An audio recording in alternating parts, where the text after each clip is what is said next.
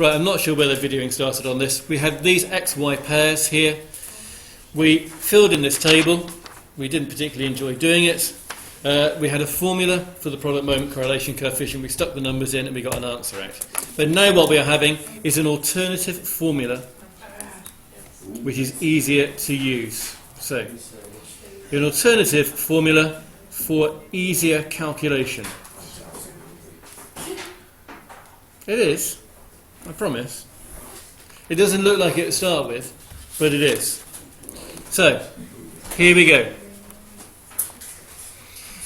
R is equal to a big S with two little x's down there as subscripts. No, sorry, I got that wrong. That's an xy, sorry. xy. xy. Divided by a big S with an xx. Are you sure it's XX? I am. Times by a big S with a yy, where that bottom bit is square rooted. So you sort of see it does link in with what's at the top to a certain extent.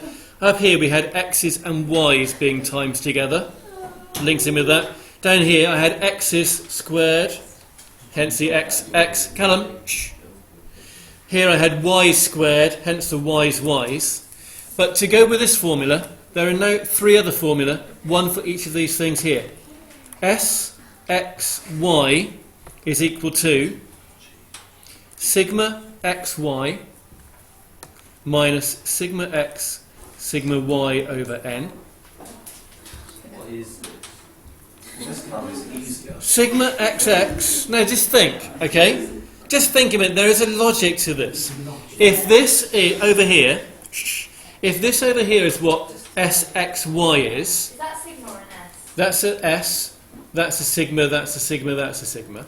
If that's what Sxy is, what do you think Sxx is?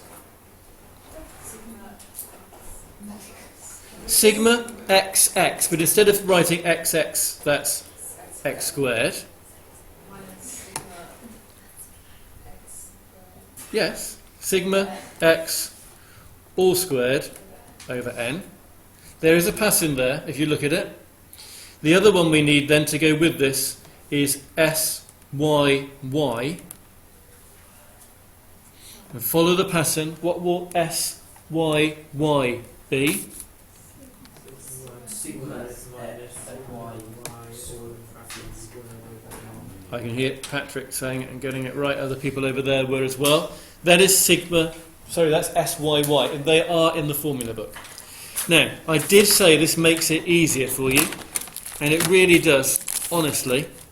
I'm bringing around another sheet. You'll love it. And what you've got to do on this one, let's just think a minute before we go any further. What column headings do we need? What do we need to work out from our original data? What things can you see here?